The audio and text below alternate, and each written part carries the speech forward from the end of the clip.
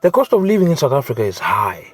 Because of that, many things start to become expensive. The price of food has risen, and we've seen South African paying a skyrocket of 26 Rand a litre of petrol price. Now the South African Reserve Bank has raised interest rate to 11.5% prime. Many South Africans, even those that are having a good credit score, cannot be financed on a vehicle at 11.5%. Many of us are more likely to be financed at 12, 13, 14, and even 15%. Not mentioning that VAT, which is value-added tax that is added in every goods that we buy in South African shop, has been risen to 15% recently. This makes it hard for South Africans to buy new cars because new cars become expensive. And that's why we're looking at old used vehicles which are quite reliable and which can prove to be a good car to those that are stringed and squeezed when it comes to their finances. Ladies and gentlemen, this is Love in Cars. My name is Edwin. Welcome to another video, and today we're looking at the Chevrolet Spark. The Chevrolet Spark was produced between 2014 and up until 2016. And in 2017, Chevrolet pulled out of South Africa and in India and other markets due to low selling volumes. It was introduced in the South African market trying to grab and utilize and give people a taste of what the American car brand GM Motors actually is. It was a way of introducing people to the Chevrolet brand. It was an affordable car that will get people into trusting and buying the Chevrolet product. However, it wasn't that much of a success in South Africa because it had to compete with other excellent small hatchback cars which were doing better than the Chevrolet Spark and were actually more reliable than Chevrolet itself. However, arguably, this is one of the most reliable vehicles Chevrolet has ever sold in South Africa. This one specifically is a 2016 model, and it is the base model that you could buy in Chevrolet back then. Recently in South Africa today, it's hard to find one with a decent mileage like this one. This one is sitting at around 70 or 60,000 kilometers because it has a sticker of 85,000 kilometer service, which is mounted at the dashboard to remind the driver that she needs to take this vehicle for service at 85,000 kilometers. However, the intervals were 15,000. This means somehow this vehicle has missed its service or something is fishy, which I really don't know. But currently, this vehicle is trading at around 80 and 90,000 rands in South Africa when it comes to cars websites such as Auto Trader and Cars.co.za and Several Cars.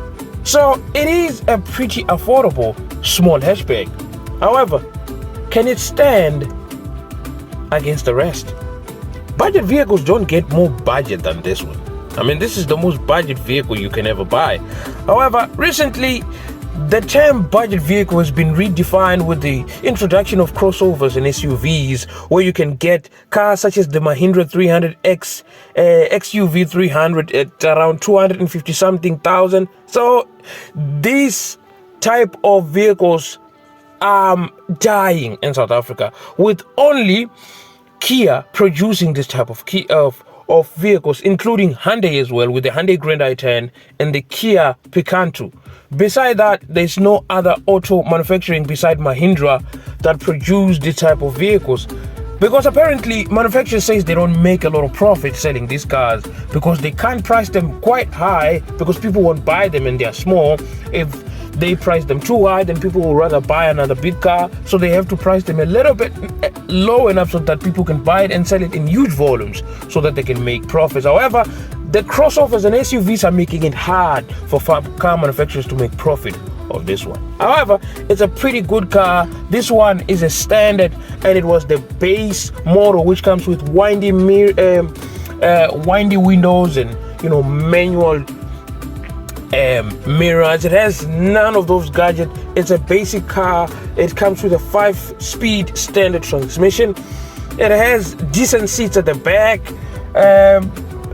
enough leg room for you to fit 4 people. I mean, you can squeeze in the 5th one, but then it will be very much challenging when it comes to elbow room. The roof and the headroom is actually quite a little bit nice. Basically, you cannot complain more when you're sitting in this vehicle because you know exactly what you are expecting.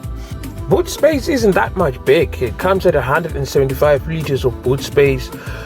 Well, you can look at the structure and the body itself of the vehicle. That will tell you that you're not going to get a lot from here. However, it can put a little bags and a little bit of luggage. However, beside that, you can't fit a lot down here. Now, the common issues that were actually most associated with this vehicle are oil consumption.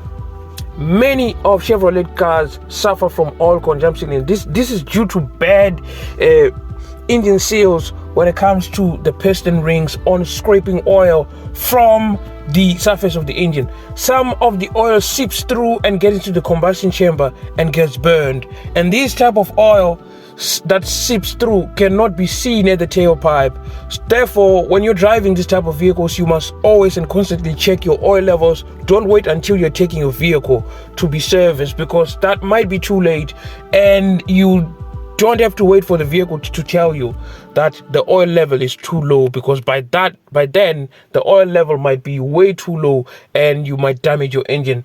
And damaging that engine will seize the pistons, and you will need to buy a brand new engine. And getting a new engine in South Africa or Chevrolet out of the country will be hard. The only way you can get that engine is if you're assessing it from, shops such as Japan Auto that will get you a used one, or you will go and buy it from a person who has a Chevrolet that is no longer being driven. However, beside that, they are pretty more reliable engines. Other common issues were the slipping transmissions, but these were mostly found in the US because US usually drive automatic transmission. But in South Africa, we never received the automatic transmission version. So beside that, you're pretty much good to go. It was one of the most reliable and bulletproof vehicles that Chevrolet has ever built. Beside the engine oil consumption, beside that, you're pretty good to go. Now I come to the real verdict. Should you buy, should you consider, or should you shortlist the Chevrolet Spark?